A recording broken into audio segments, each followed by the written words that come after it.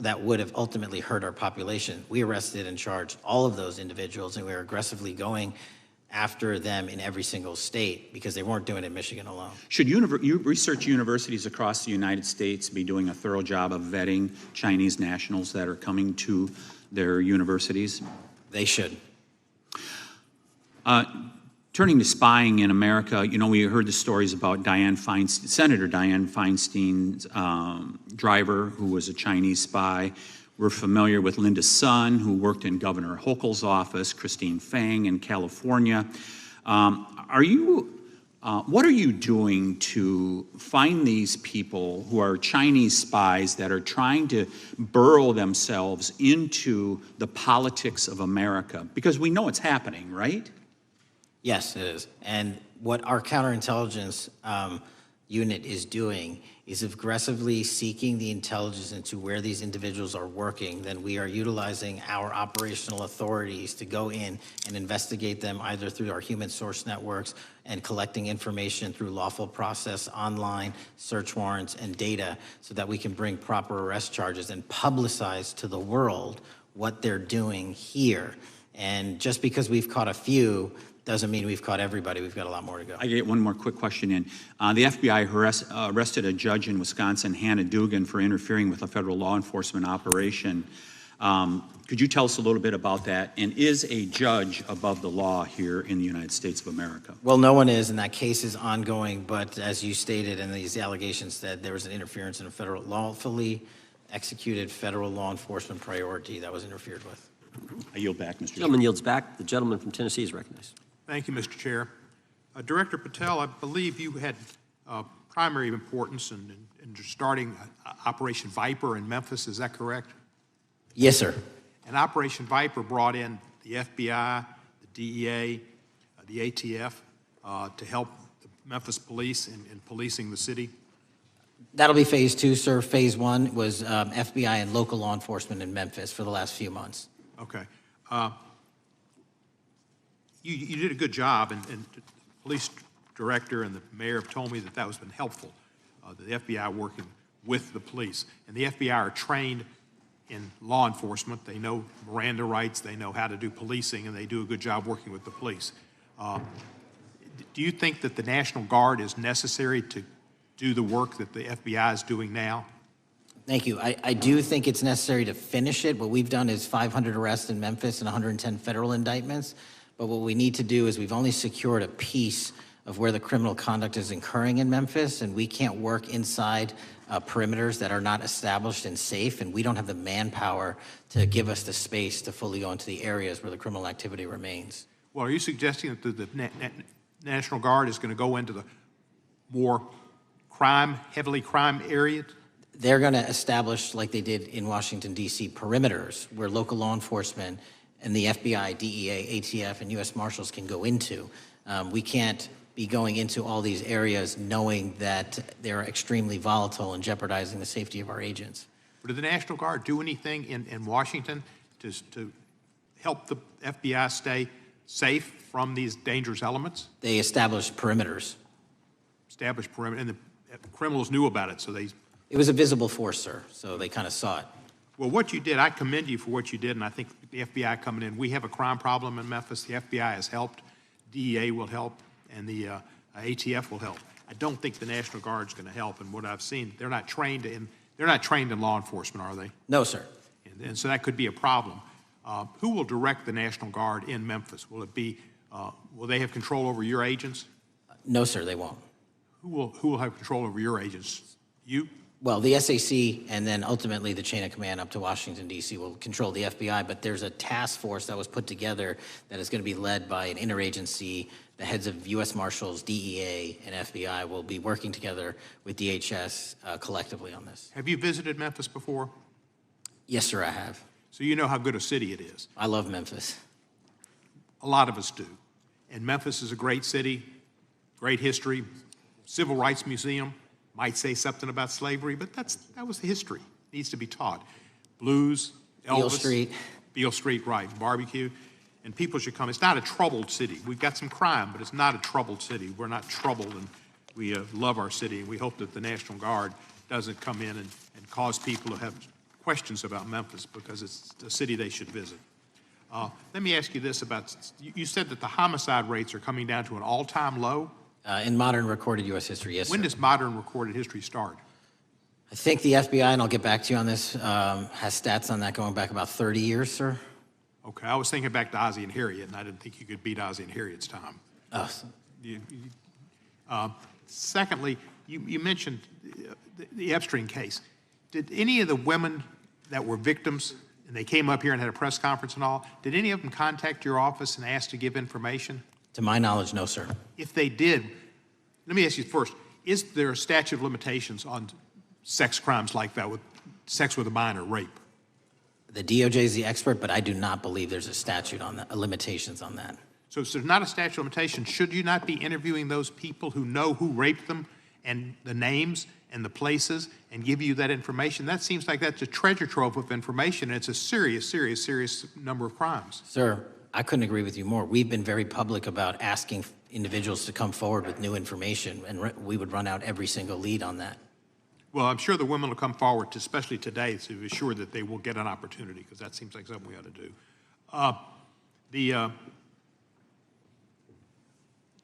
Mr. Driscoll, what was his reputation?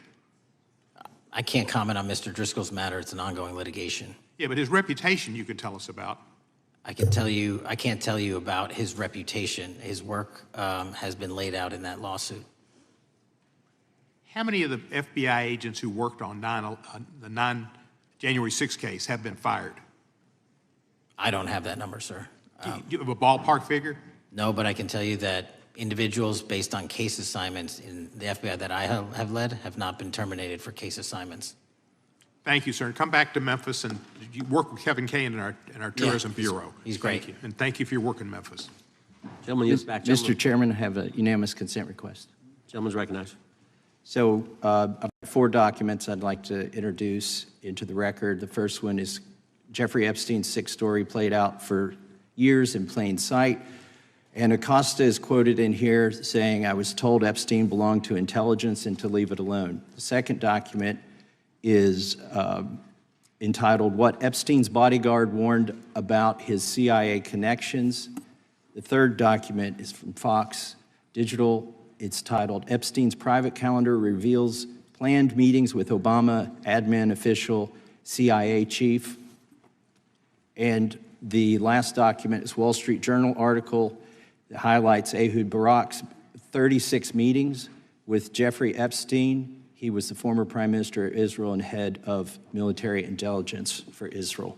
It may have held that title when he met Epstein, and then, yes. Without objection, the gentleman will hold for a second. The gentleman from Maryland is recognized. Thank you, Mr. Chairman. Just one UC request. This is Judge Engelmeyer's decision from August in U.S. versus Epstein, stating the government's 100,000 pages of Epstein files dwarfs the 70-odd pages of Epstein grand jury materials. Without objection, the gentleman from Kentucky is recognized for 5 minutes. Thank you, Mr. Chairman. Director Patel, I watched some of your Senate hearing yesterday when Senator Kennedy asked you, "You've seen most of the files. Who, if anyone, did Epstein traffic these women to besides himself?" You replied, according to the transcript, "There is no credible information that he trafficked them to anyone else." You also said somewhere in the hearing and here today that the problem is that the case files are constrained by limited search warrants from 2006 to 2007, and that the non-prosecution agreement hamstrung future investigations. Those constraints only apply to Southern District of Florida. They do not apply to Southern District of New York, the location of the 2019 sex trafficking indictment, which produced many things, including a series of FD 302 documents. According to victims who cooperated with the FBI in that investigation, these documents in FBI possession, your possession, detail at least 20 men, including Mr. Jess Staley, CEO of Barclays Bank, who Jeffrey Epstein trafficked victims to, victims including minors, such as Virginia Roberts Giuffre, may she rest in peace. That list also includes at least 19 other individuals, one Hollywood producer worth a few $100 million, one royal prince, one high-profile individual in the music industry, one very prominent banker, one high-profile government official, one high-profile former politician, one owner of a car company in Italy, one rock star, one magician, at least 6 billionaires, including a billionaire from Canada. We know these people exist in the FBI files, the files that you control. I don't know exactly who they are, but the FBI does. Have you launched any investigations into any of these people, and have you seen these 302 documents?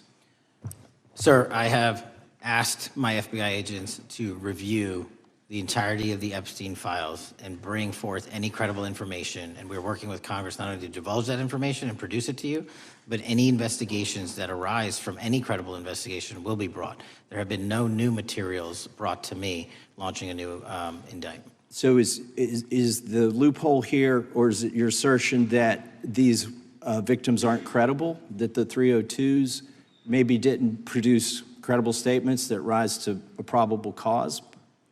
It's not my assertion, sir. It's the assertion of two different United States attorneys' offices from 3 separate administrations who investigated those same materials in lifetime. Are the 302 documents in the FBI's possession?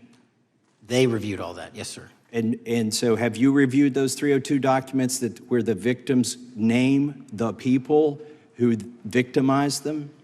If I personally know, but the FBI has. So how can you sit here and in front of the Senate and say there are no names? I said I named one today. I said we are not in the practice at the Department of Justice FBI of releasing victims' names. That is not what we do. We are also not in the habit of releasing incredible information. That's not what we do. But multiple authorities have looked at the entirety of what we have. Okay, I got to move on here. Were you present when the AG had the White House event when she released the binders to the social media influencers? I was, yes. So if you're willing to meet with social media influencers who stood to benefit from the sensational and sad stories of these victims, will you meet with the victims as well? The FBI will meet with anyone who has new information. Will you personally meet with them? The FBI and the professionals who are handling the cases will. Were you instructed that it was important to release the documents to the Oversight Committee on the day of my introduction of the discharge petition to release these files? I don't know what day that was, so no. Well, they were released that day, and there were victims' names who weren't redacted because they were in such a rush, and the victims are not happy about that. Have you investigated any of the CIA connections? Have you seen the CIA file on Jeffrey Epstein? And if you wanted to see it, would they show it to you? Well, I can speak for the FBI, and that's presuming there's a CIA case file. And I've reviewed everything that the interagency, not I, the FBI, that was provided to us. Would you be willing to look at the CIA file on Jeffrey Epstein? If there is such a file, and if it has not already been turned over to the FBI will look at any new investigative leads. Have you made any progress on the pipe bomb investigation January 6th? And have you made any progress on the motive of the Las Vegas shooter? As to the first, it's an ongoing investigation, and we have made progress. As to the second, sir, I'll have to get back to you. All right, thank you. I yield back. Mr. Chairman, I have a unanimous Gentleman consent yields back. request. Unanimous consent request from the gentleman from New York. I ask unanimous consent to introduce an unsigned memorandum from July 7, 2025 that says we did not uncover evidence that could predicate an investigation against uncharged third parties with the insignia of the Department of Justice and the FBI. Without objection. Mr. Chairman, I have a unanimous Gentleman from consent request. It's an article entitled DOJ Deletes Study Showing Domestic Terrorists Are Most Often Right-Wing. Without objection. Thank you. Gentleman from Georgia is recognized for 5 minutes. Thank you, Mr. Chairman. Director Patel, thank you for being here today. I want to first talk about the significant role that the FBI plays in combating the national security threats posed by our nation's greatest threat, our nation's greatest security threat, China and the Chinese Communist Party. It's a fact that China is America's most significant national security threat, isn't that correct? I would say so, sir.